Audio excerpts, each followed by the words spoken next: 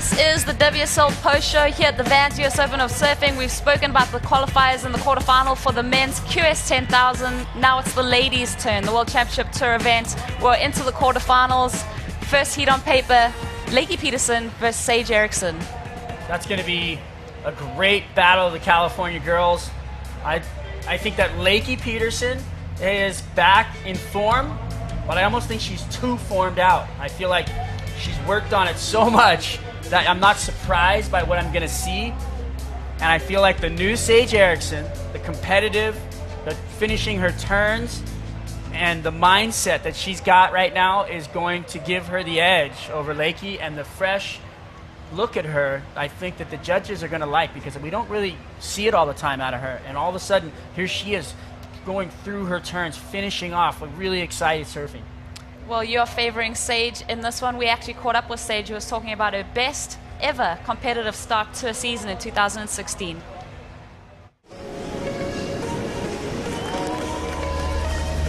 Coming into my fourth year on tour, I haven't really had that much of a different approach. I think just with experience and time, results are starting to show. I started really well at Snapper. Getting that quarterfinal was huge, and just with my confidence, it was a good start and put me in good rhythm for a new year. I'm just really happy in life right now. I think our attitude shows a lot in other areas, and I have really amazing people around me. Coming here to the US Open, it is in California, which I do feel very much at home. I've competed so many times at the Huntington Pier that it feels like a familiar kind of ground. I love coming down to the beach and having my friends and family be able to sit here and cheer me on, as well as, you know, each person on the beach, because they're from California, they're rooting for a USA surfer, and that feels really good to me. I think I take a lot of pride in people and how special they are and how much each person can change your life. Coming into my quarterfinal against Lakey is actually really exciting. I've missed Lakey a lot this year on tour, and she is so competitive and such a good surfer that I didn't have one doubt in my mind that she wouldn't have been in at least the quarterfinals. And I find that I normally do better when I surf against the best, and she's one of those. For me, even though, you know, this has been my best year so far, I really want to be in the top 5. I've been on this tour long enough. I should have been in there. I really want to win SCT. That looks like the Mecca. I've won QSs before, and that feels amazing, but I think the top of our sport is winning on the World Championship Tour, and that's what I want to do. Anything's achievable if you put the time and effort into it. Beautiful display of surfing right there. She likes it, the crowd likes it. Well, being happy and confident equates to great surfing. Someone else that is happy to be back in the water, Peter, is Lakey Peterson. She's won this event before. What do you make of her form back from injury? No, it's been good. You know, I know that she had her start at the Supergirl down in Oceanside and didn't have the comeback that she would have liked right out of that event, but as soon as she hits the championship tour, she's been getting through heats, picking up momentum. I love this matchup. I think that it's a toss-up for me because they're both in form. I mean, Sage seems like she's in probably the best place in her life and her career, and I think that that's so helpful when I keep talking about how strong the mental game is. Lakey's still kind of trying to find that, so we'll see how this one unfolds. Sage, I feel like, is in a better state of mind, but you know, Lakey's surfing's there, so we'll see. Well, quarterfinal number 2 sees our Jeep rankings leader Courtney Conlog go up against Tatiana Weston-Webb. I mean, just talk about the form both of these ladies are carrying, and the opportunity for Tatiana Weston-Webb to play spoiler to the world title.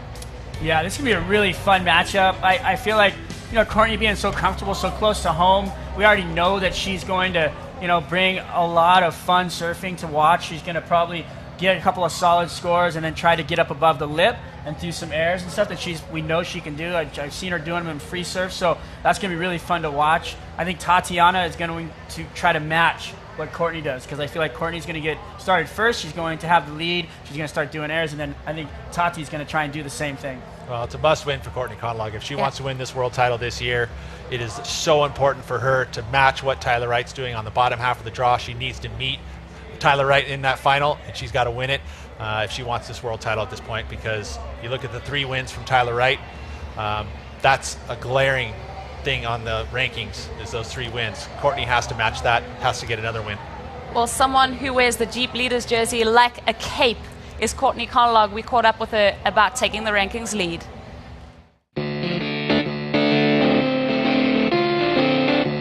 There's been a huge gap since a world champ's been here in California and in the U.S. since Lisa Anderson.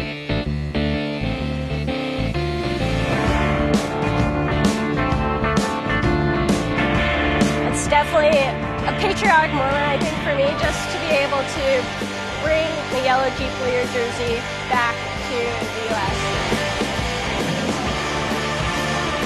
Having the home crowd, the audience that you have here, just stacked along the pier, and then everyone, the crowd, just sardines along the beach, and you're just going, wow, I'm performing here, and you hear the horn blow and just the adrenaline just flowing through your veins, and you're just like, yeah, it's on.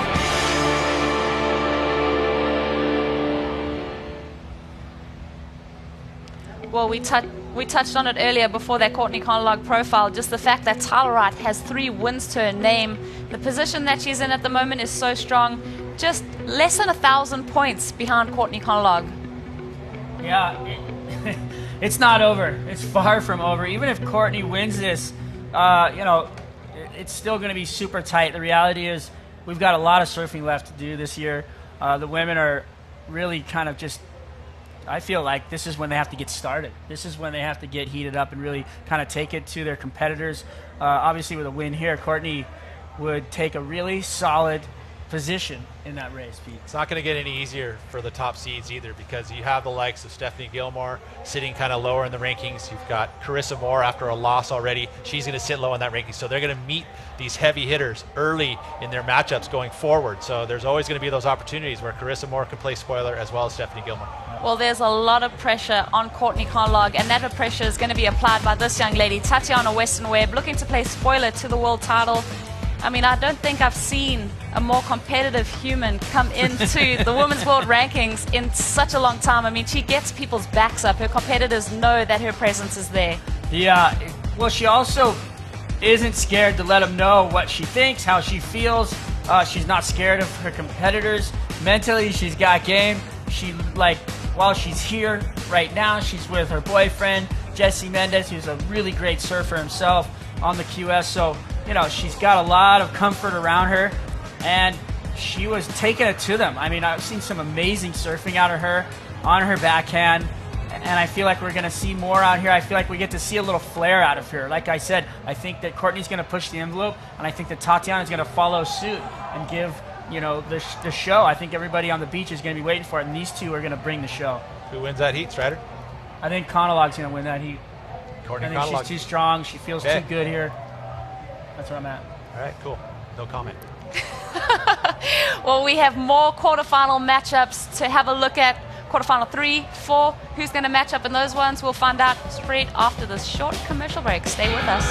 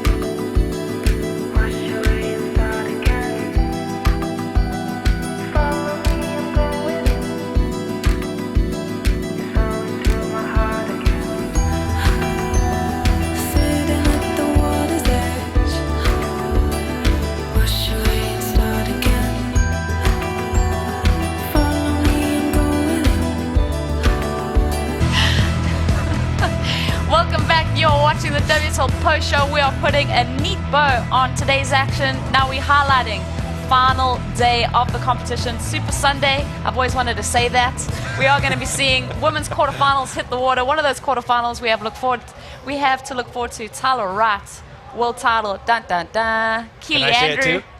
Go for it. Super Sunday! We get to see Tyler Wright against Keely Andrew. Must win, just like Courtney Conlog for Tyler Wright here in this heat, in this quarterfinal number 3. Has to get over Keely Andrew. But what I like about what Keely Andrews is, she can be that spoiler. She can be that person that could come into this heat, has looked really good throughout this US Open, looking better than I've ever seen her in competition, even when she was in the quarterfinals in Brazil.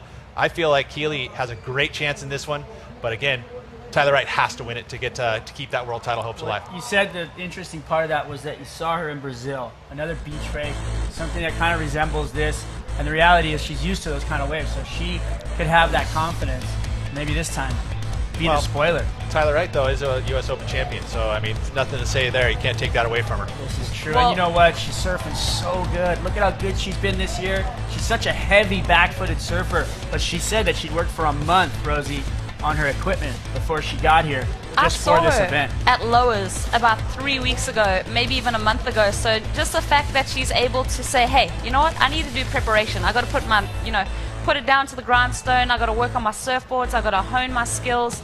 She's hungry for a world title, and that's the thing that we're seeing out of Tyler Wright this year. That's why she has 3 wins to her name. Yeah, Rosie, I got to ask you, I mean, do you know what her plan is on this break time? Is she going to stick it out in California and just kind of keep plugging away here, or is she heading back home? Do you know what? I don't see why Tyler Wright, if she gets a good result here, even if she doesn't advance in the quarterfinals, why she wouldn't just really, get that hard work going again. That work ethic has been working for her throughout the year. Obviously, Glenn Hall has been a massive help for her. The talent is just so raw and so there. She's got those 3 wins, but Glenn's just taken all of those other variables and just made them into a neat package that Tyler can just implement into her surfing now. Well, you got this event that's going to play out. You got Lowers, which is going to be a really fun event for her, that she's obviously going to look really great on those walls. Cash. I think Roxy's a great event for her. I think Maui's a great event for her. Then again, what aren't great events for these women? They're all so good. They're going to have so much fun. I feel like you know what you're going to get going to Trestles. It's going to be the left and the right. It's going to be that kind of way, so you're going to be able to dial in your equipment. When you go to Cascais, you've got venues that switch around. You may be at Guincho, you may be at Carcavelos, you don't know. You may end up even on a reef. And then in France, again, you just have no idea what you're going to get. You can either be groveling 2-footers, or you can be pulling into 10-foot tubes. So wild cards in those last few events, and again, anyone can win those. Yeah, definitely. Well, someone that's so used to adapting is Tyler Wright in those bigger conditions or smaller conditions. But Keely Andrew taking out the 3-time world champion Carissa Moore. What's changed in her? It's her rookie season. We've seen her have a slow start to 2016, but now it just seems like she's gathered momentum, caught fire. Well, I think she's really comfortable out here. I don't think she's got anything to lose, so to speak, although requalification is obviously a big deal for her. But, she's got a comfortable place. She found a rhythm out here on these little rights that she was getting, and she put them to use. And she, unfortunately for Carissa didn't. She went left on a wave that was a good right, and gave away probably the best score of the heat. If you look at Keely and the way she's definitely been favoring the rights. So looking into tomorrow and what that brings, are we going to see these rights? And I think if we're going to see a new swell, I've been able to watch swells rise here, and it's generally what's going to happen is that you end up having to surf these lefts right into the pier, especially when the beginning stages of a swell, because the lines are so straight. There's not going to be as many rights out there to be had. So Keely's going to have to figure out how to get it done on her back end. Well, guys, we have so much more to look forward to. Quarterfinal number 4 is another one that you're not going to want to miss. We've seen these ladies meet up before at Bells Beach. It was very controversial. Let's see how that quarterfinal shakes up after this.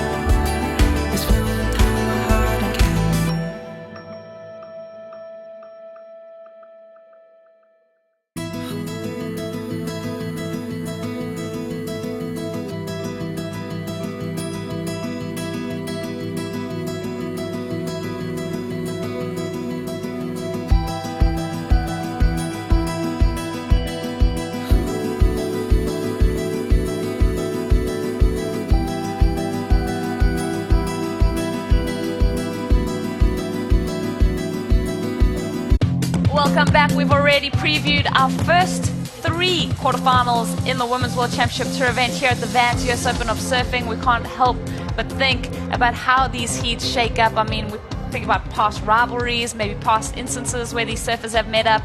There's all these things to draw from, and I'm sure the competitors are drawing on them themselves. Stephanie Gilmore, the 6-time world champion, will be up against Malia Manuel from Kauai. I mean, just talk about, you know, both of these ladies really needing a result here at Huntington Beach. Well, the rematch right here from Bells, you know, they met up. They had a highly contested heat. Could have went either way. Stephanie got the nod on that one. I would agree. I mean, that was a good matchup, and now we get to see them match up again in totally different conditions. You would say that conditions there at Bells favored Stephanie Gilmore.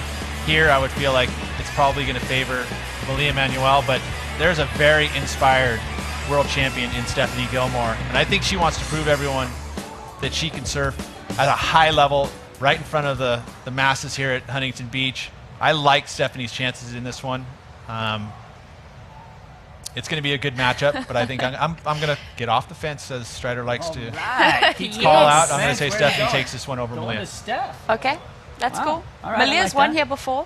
She has. That was an emotional victory. And I think that Malia's surfing is more vertical right now, and I think that Stephanie's got more power and rail game. So it's going to depend on the conditions tomorrow when we see the waves. If she can get out there and lay it on the rail, I think Steph's got the nod, and I think if you're going to be having enough just straight bottom, straight up into the bowl, I think Malia's going to get the better of her. Well, do you know what Stephanie Gilmore has? Okay, Stephanie Gilmore has 6 world titles to her name. We think about the ladies that have dominated women's surfing, you know, over the past decade.